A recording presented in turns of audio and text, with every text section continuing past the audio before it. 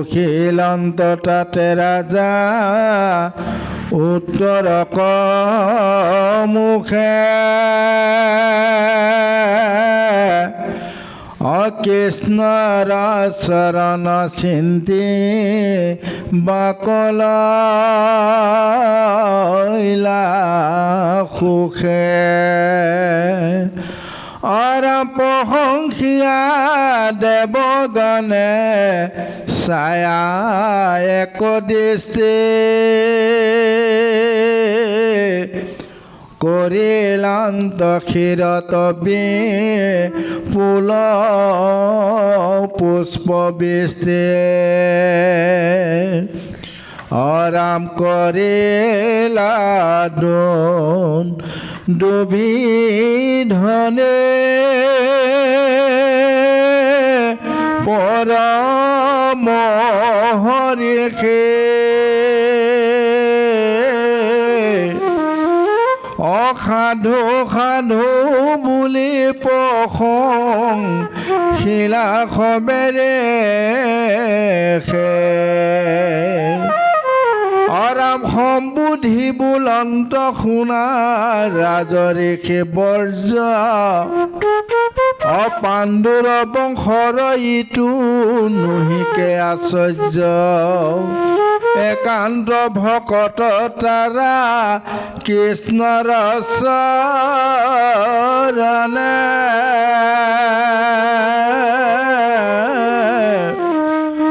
পাঞ্চ পাণ্ডৱৰ গুণ বৰ্ণাই বেকে মনে কৃষ্ণৰ বিয়োগ মাত্ৰ শুনিলা শ্ৰৱণে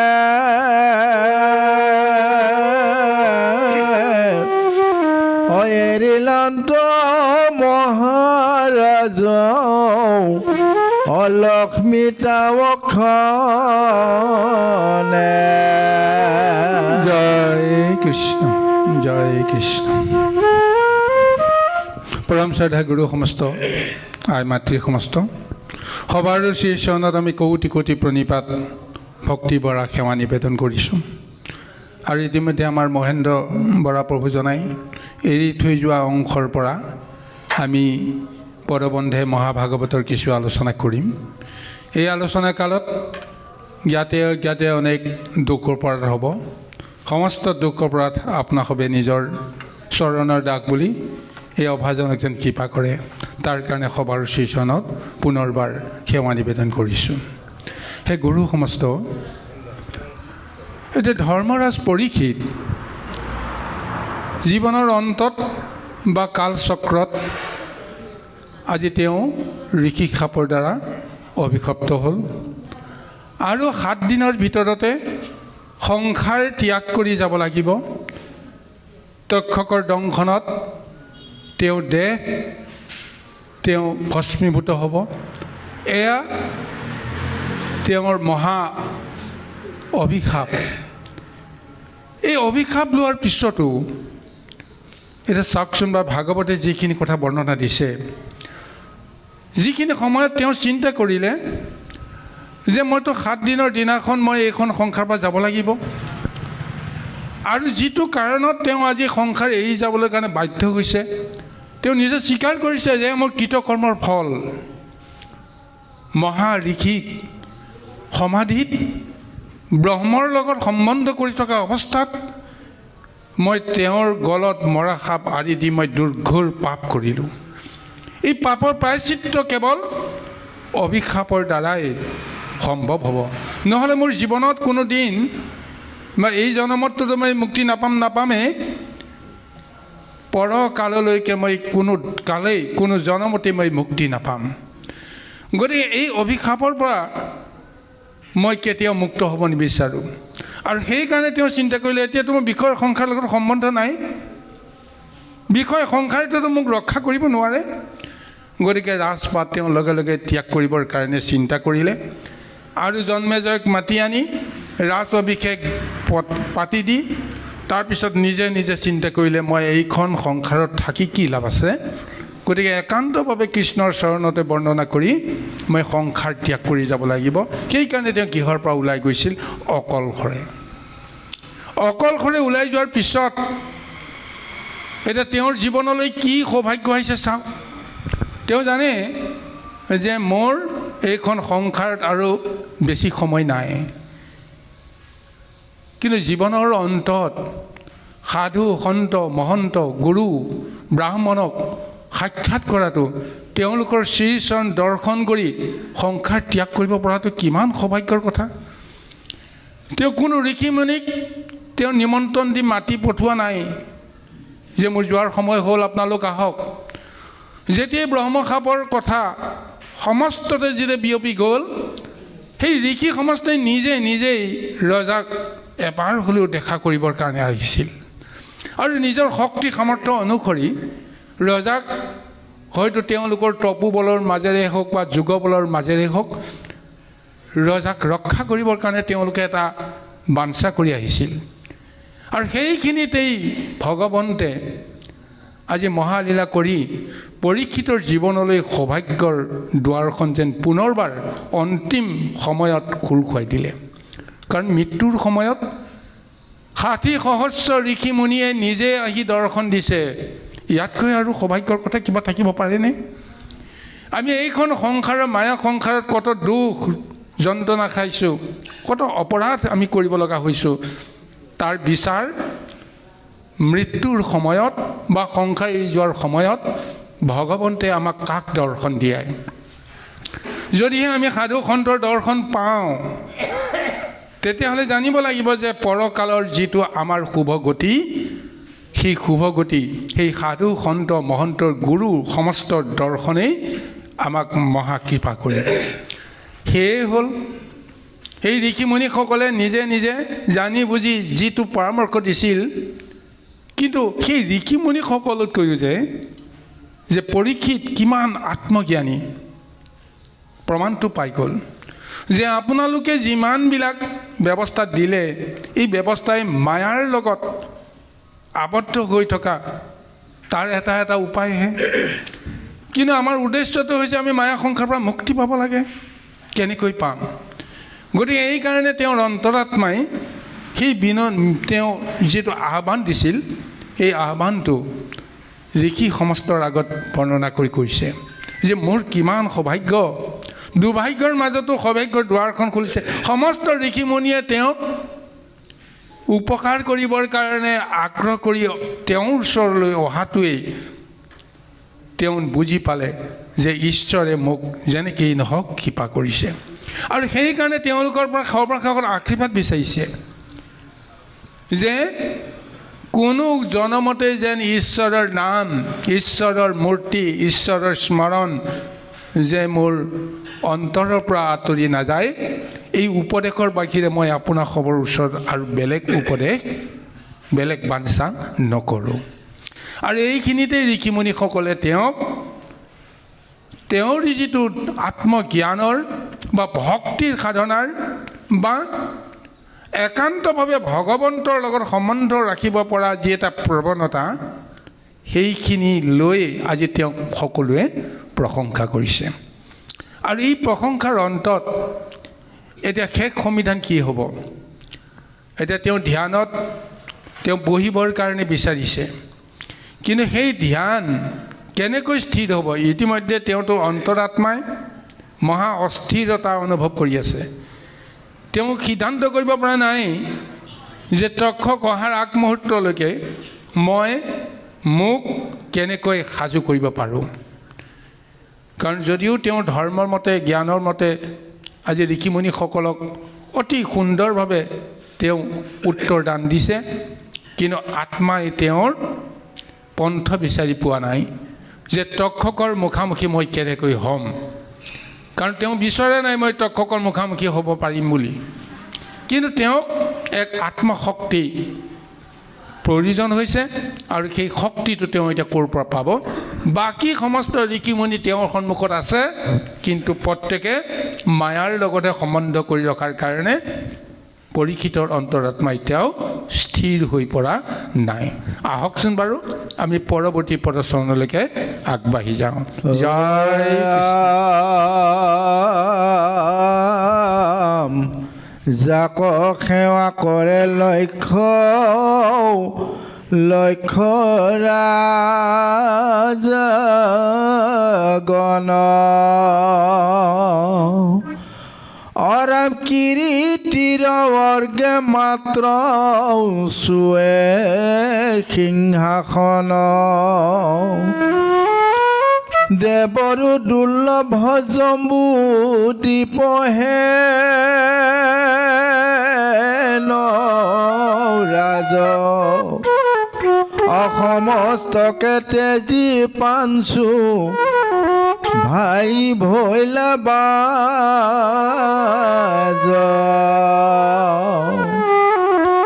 অধৰিলাহি আতই আনি কৃষ্ণৰ চৰণ ৰাম কৃষ্ণ নাম মাত্ৰ মুখত বচন অৱধূত বেশে গৈলা উত্তৰ দিশক কতে কব নাইবো আমি পাঞ্চ পাণ্ডৱক আৰাম তাহা নখন্ততে তুমি নিপ পৰীক্ষিত কৃষ্ণ হেন দেৱতনী স্বয় ভৈল চিত। জয় কৃষ্ণ। এই ঋষি সমস্তক সেৱা কৰি ঋষি সমস্তৰ পৰা আশীৰ্বাদ বিচাৰি যেতিয়া এই পৰীক্ষিতে পুনৰ নিজৰ আসনত বহি কৃষ্ণক ধ্যান কৰিবলৈ প্ৰযত্ন কৰিলে, এই মুহূৰ্ততেই যে দেৱকুলত এক আনন্দৰ জোৱাৰ উঠিছে। দেৱকুলে ধন্য ধন্য বুলি প্ৰশংসা কৰি পুষ্পবৃষ্টি কৰিছে, দেৱবাদ্য ধ্বনিত হৈছে।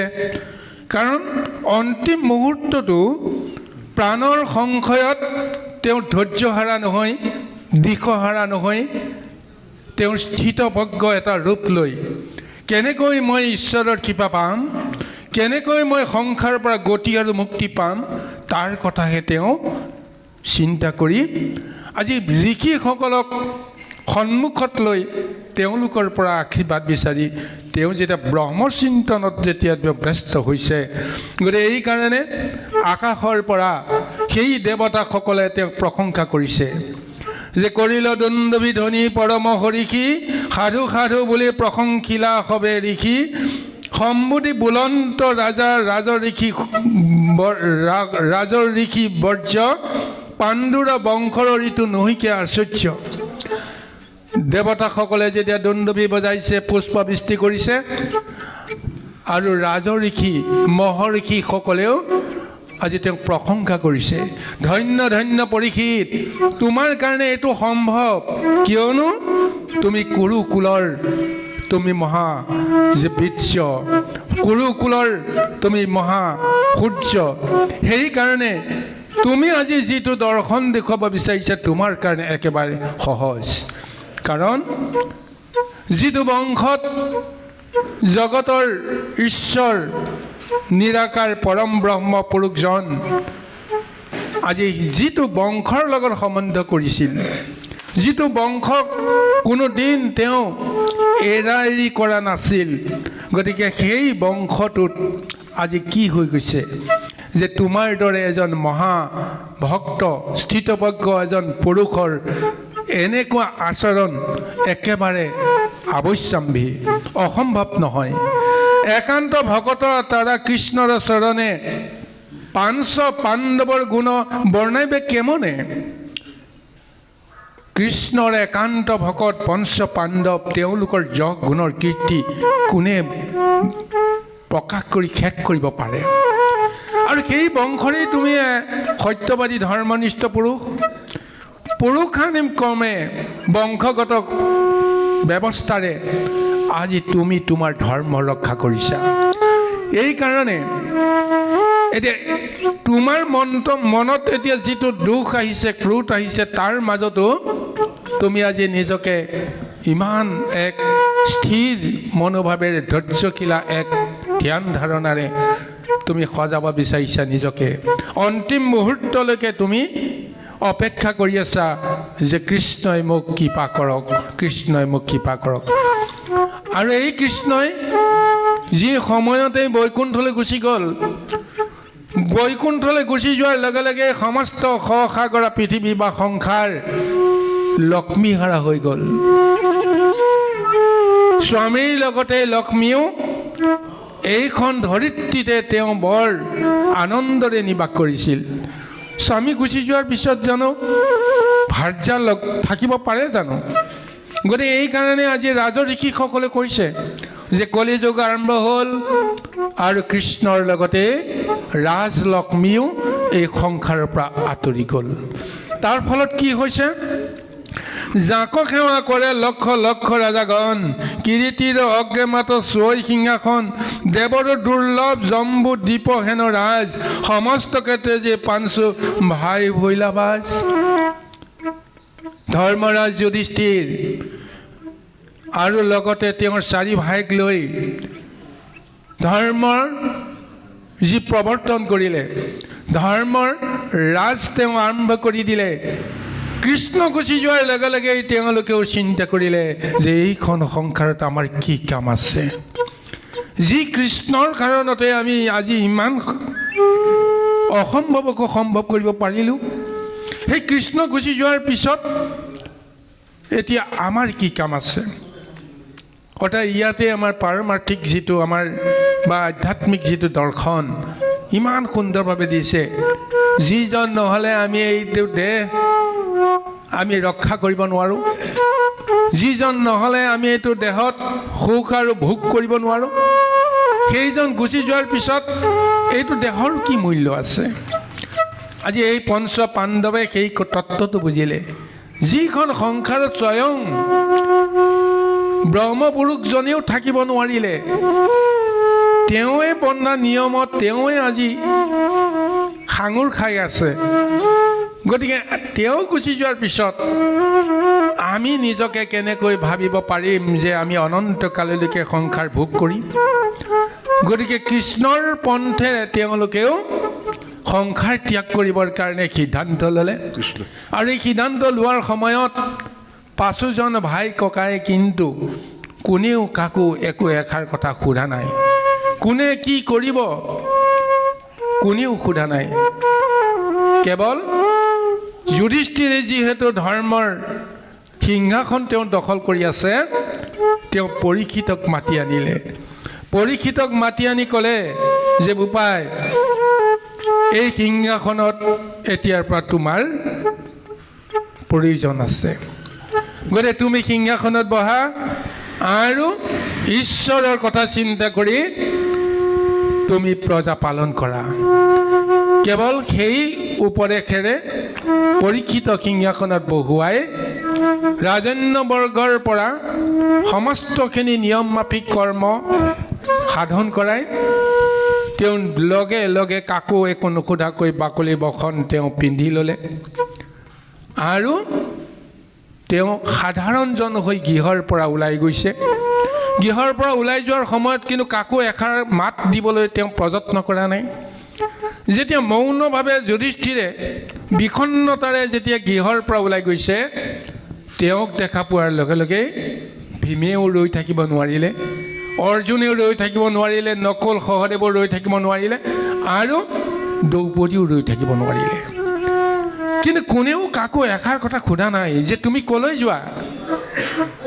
কিন্তু যুধিষ্ঠিৰে যিটো পন্থ অনুকৰণ কৰিছে তাকেই তেওঁলোকে যেন মানি লৈছে তুমি দাদা যিফালে যোৱা তোমাৰ পিছে পিছে আমি যাব লাগিব বা মই যাব লাগিব কাৰণ গোটেই জীৱনটো তোমাৰ নামতে আমি উৎসৰ্গা কৰিলোঁ তুমি যি কোৱা তোমাৰ মতে আমি সমস্তবিলাক মানি ল'লোঁ আজি অন্তিমখনত তুমি আমাক এৰি থৈ গ'লেও আমি তোমাৰ পিছে পিছে যাবলৈ বাধ্য গতিকে ভীম গ'ল অৰ্জুন গ'ল নকুল গ'ল সহদেৱ গ'ল বাটত যুধিষ্ঠিৰে পিছ ফিৰি কাকো সোধা নাই মোৰ পিছে পিছে তোমালোক কিয় আহিছা ভীমে সোধা নাই দাদা তোমাৰ লগতে ময়ো যাওঁ ক'ব লগা হোৱা নাই বা ভীমে অৰ্জুনৰ ফালেও চোৱা নাই যে তুমি কিয় আহিলা মই আহিলোঁ তুমি কিয় আহিলা অৰ্জুনে নকুলক সোধা নাই নকুলে সহদেৱক সোধা নাই সহদেৱে দ্ৰৌপদীকো সোধা নাই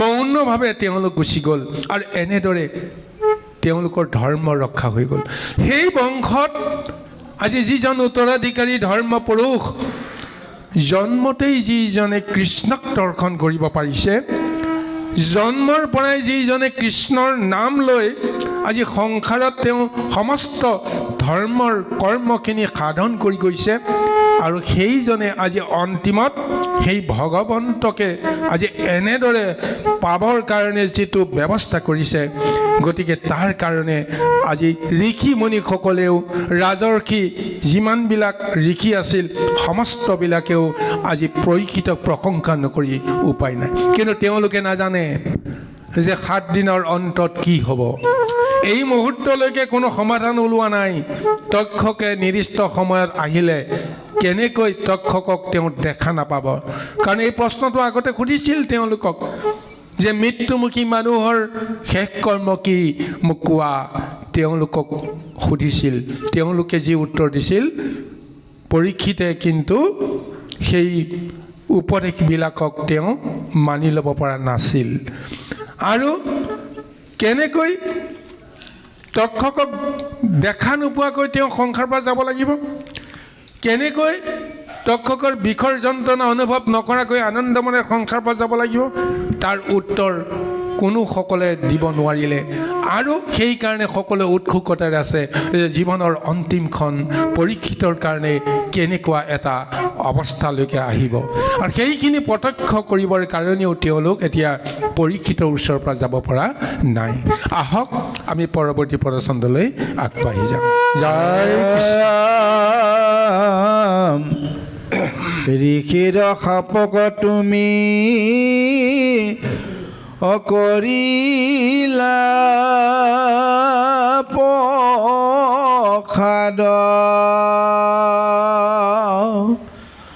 অৰান্তিলেকে কৰিলা মোহ বিষয় অৱসাদ কৃষ্ণৰ চৰণ ৰখে মগ্ন ভৈল চিত্ৰ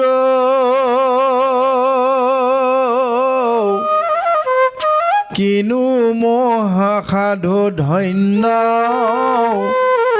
ধন্য পৰিক্ষেত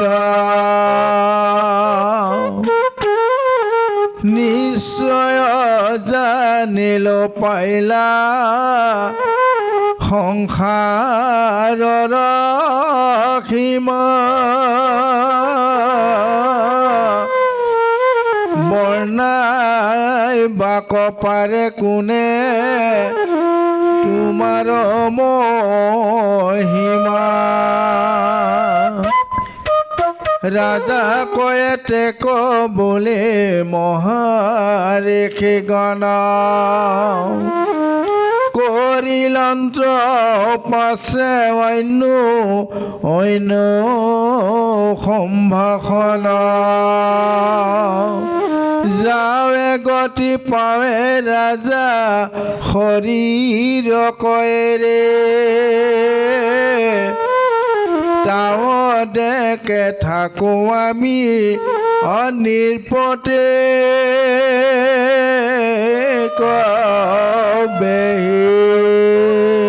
কৃষ্ণ এতিয়া ৰজাৰ ওচৰলৈ অহা আগমুহূৰ্তত এই ঋষিসকলে ভাবিব পৰা নাছিল যে ব্ৰহ্ম সাপক কেনেকৈ মহা আশীৰ্বাদত আজি পৰীক্ষিতে পৰিণত কৰাব পাৰে আজি এই পৰীক্ষিতে আজি তেওঁলোকক কৈছিল যে আচলতে শৃংগী মুনিয়ে মোক অভিশাপ দি মোক কিমান উপকাৰ কৰিছে এই আশীৰ্বাদক কেনেকৈ এই অভিশাপক কেনেকৈ আশীৰ্বাদত পৰিণত কৰিবৰ কাৰণে তেওঁ নিজৰ মনক এনেদৰে প্ৰস্তুত কৰিছিল এটা ভাবি আচৰিত পাইছে ঋষিমুনিসকলে মৃত্যু ভয় আমাৰ সমস্ত বিষয়সকলে কিমান এক যন্ত্ৰণাকাতৰ এটা অৱস্থালৈকে লৈ যায়।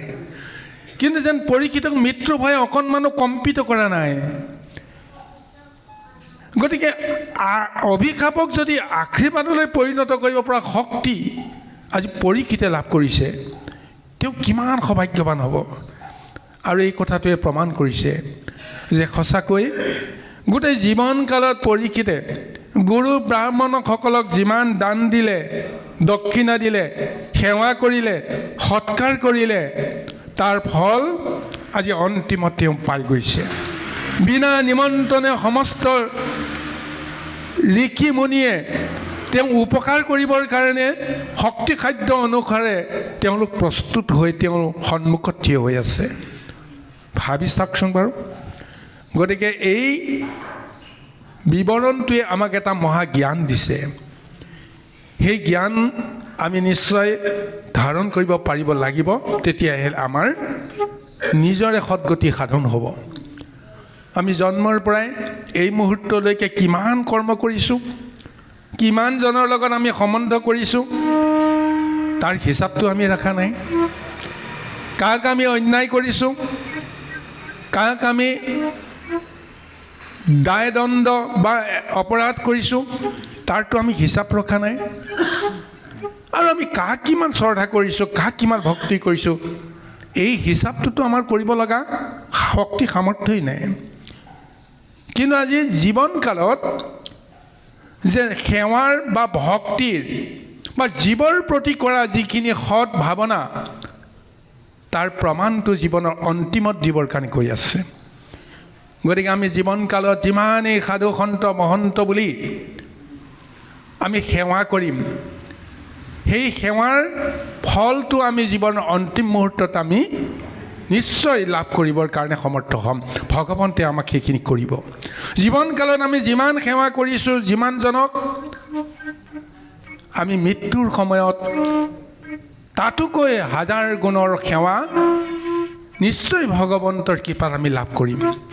কিন্তু জীৱনত যদি কোনো দিন আমি কাকোজৰ শ্ৰদ্ধা কৰি পোৱা নাই, ভক্তি কৰি পোৱা নাই, সেৱা কৰি পোৱা নাই, কাৰোৰ প্ৰতি যদি আমি সৎভাৱনা এটা ল'ব পৰা নাই, কাৰো মংগল কামনা যদি কৰা নাই, জীৱনৰ অন্তত আমাৰ নিজৰ পৰিয়ালেও, নিজৰ বিষয়ে সম্বন্ধসকলেও আমাক ত্যাগ কৰিব। সাধু সন্ত দৰ্শনৰ কথাটোতো বহুত দূৰত আহিছে। যিখন গৃহত সবাতোকৈ ভাল পোৱা নিজৰ পিতৃ, মাতৃ, ভাৰ্যা, পুত্ৰ জীৱনৰ অন্তিমত যদি কিবা কাৰণত যদি আমাক যদি তেওঁলোকে বঞ্চিত কৰে, ইয়াতকৈ আৰু জীৱনৰ চৰম দুৰ্দশাপূৰ্ণ অৱস্থা কি হ'ব পাৰে। এয়া কিন্তু বাকীসকলক, জীয়াই থকাসকলক, বিষয় সম্বন্ধীয়সকলক দুখ দি লাভ নাই। এয়া আমাৰ নিজৰ কৰ্মফল। আজি পৰীক্ষিতে আজি ব্ৰহ্মশাপ লাভ কৰিছে। ব্ৰহ্মশাপক তেওঁ আশীৰ্বাদ হিচাপে লৈছে। কিন্তু তাৰ পিছতো তেওঁ চিন্তা কৰিছে মই সংসাৰৰ পৰা গুচি যাম। এইখিনি সময়ত সংসাৰী কোনো লোকৰ তেওঁ সান্নিধ্য কামনাও মনলৈকে অহা নাছিল যে ঋষিসকলে মোক আশীৰ্বাদ কৰক, মই যেন কৃষ্ণৰ নামটোহে যেন ল'ব পাৰোঁ। ইয়াৰ বাহিৰে তেওঁ একো কামনাই কৰা নাই বিষয় সম্বন্ধে। গতিকে সেইকাৰণে আজি এই পৰীক্ষিতক উচ্চ প্ৰশংসা নকৰি উপায় নাই। এই ব্ৰহ্মবাদী ঋষিসকলে তেওঁক সেই প্ৰশংসাটো কৰিছে। কৃষ্ণৰ চৰণে ৰখে মগ্ন ভৈলা চিত্ত, কিনো মহাসাধু ধন্য ধন্য পৰীক্ষিত, নিশ্চয় জানিলো পাৰিলা সংসাৰৰ সীমা, বৰ্ণাব্যাক পাৰে কোনে তোমাৰ মহিমা। ইমান উচ্চ প্ৰশংসা কৰি কৈছে যে তোমাৰ ভাৱনাই, তোমাৰ বাসনাই আজি যিটো বুজিলোঁ, তুমি সংসাৰৰ চৰম সীমাত উপনীত হ'লা। যিকোনো মুহূৰ্ততে তুমি সংসাৰৰ পৰা তুমি হয়তো মহামুক্তি পাই যাবা। গতিকে এইকাৰণে কৈছে তোমাৰ মহিমা কোনে বৰ্ণাব পাৰে। আৰু এই বুলি সমস্ত ঋষিসকলে ইজনে সিজনৰ লগত কথা পাতিছে যে এই মহাজ্ঞানী মহাভক্ত পৰীক্ষিতৰ জীৱনৰ অন্তিম মুহূৰ্তটো আমি উপভোগ কৰিব লাগিব। তেওঁ কেনেকৈ মুক্তি পাব সিদ্ধান্ত কিন্তু তেওঁলোকে লৈ লৈছে। তেওঁলোকে বুজি পাই গৈছে যে সঁচাকৈ পৰীক্ষিতে বিচৰাৰ ধৰণেই তেওঁ সংসাৰৰ পৰা মহামুক্তি পাব। কিন্তু কেনেকৈ পাব তাৰ নিৰ্ণয়টোহে তেওঁলোকে পোৱা নাই। কোনে আহি তেওঁক মহামুক্তি দিব? আমি 60 সহস্ৰই এই মহামুক্তি দিব নোৱাৰিলোঁ। কোনে এই মহামুক্তিৰ দুৱাৰখন খুৱাই দিব? এই কথাটো যেতিয়া তেওঁলোকে বুজি পোৱা নাই, সেইকাৰণে ইজনে সিজনে কৈছে যে পৰীক্ষিতৰ মহাক্ষণলৈকে আমি কেতিয়াও তেওঁক এৰি থৈ নাযাওঁ, গতিকে আমি সকলোৱে ইয়াত থাকিব লাগিব। এই বুলি নিজে নিজে আলোচনা কৰি এতিয়া সকলোৱে আসন পাৰি আজি বহিছে। বহাৰ সময়ত কোনেও কাৰোৰ মুখত এটা মাত বোল শুনিবৰ কাৰণে, কাকো সুধিবৰ কাৰণে যেন তেওঁলোকৰ পৰিৱেশ নাই। কেৱল সকলোৱে পৰীক্ষিতৰ মুখলৈ চাই আছে। পৰীক্ষিতে ধ্যানত তেওঁ মগ্ন হৈছে আৰু পৰীক্ষিতৰ ফালে চাই সমস্ত ঋষিমুনি মৌন হৈ পৰিস্থিতিৰ অন্তিম পৰ্যায়লৈকে তেওঁলোকে অপেক্ষা কৰি আছে। কৃষ্ণ হৰে